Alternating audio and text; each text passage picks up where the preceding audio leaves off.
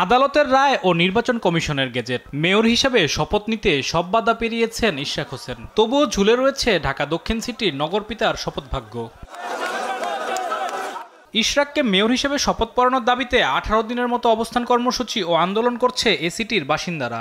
15 দিন ধরে বন্ধ রয়েছে নগর ভবনের সব ধরনের সেবা কার্যক্রম। এতে ভোগান্তিতে পড়েছে সাধারণ মানুষ। তাদের দাবি, ষড়যন্ত্র করেই উপদেষ্টা আসিফ মাহমুদ ইশরাকের শপথ আটকে রেখেছে। কিছু সুবিধাভোগী ছাত্ররা আজকে উপদেষ্টা পরিষদে বৈশা আছে, এরা বৈশা এখানে একটা বাণিজ্য করার চেষ্টা করতেছে।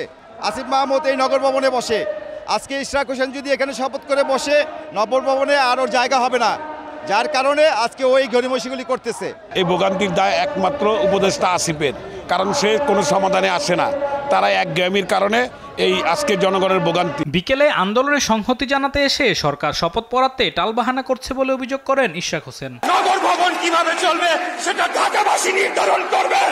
কোন বহিরাগত উপদেষ্টা বা বহিরাগত কোন প্রশাসক দিয়ে এই নগর ভবন পরিচালনা করতে দেওয়া হবে না, হবে না, হবে না। এ সময় ঈদের পর এ নিয়ে সুনির্দিষ্ট কোনো মতামত না পেলে জনগণকে সাথে নিয়ে শহীদ মিনারে শপথ পড়ে ফেলার হুঁশিয়ারি দেন ইশরাক। এই সরকারকে এখন বাধ্য হয়ে বলতে হচ্ছে, আপনারা যদি অবিলম্বে শপথ গ্রহণের অনুষ্ঠানের ব্যবস্থা না করেন, তাহলে ঢাকা শহরের দক্ষিণের ভোটারদেরকে সাথে নিয়ে আমি নিজেই শপথ করে আমি আমার চেয়ার গ্রহণ করব। পরে ঈদুল আজহাকে সামনে রেখে আন্দোলন স্থগিতের ঘোষণা দেন ইশরাক। আলিমুজ্জামান সাফওয়ান, দেশ টিভি, ঢাকা।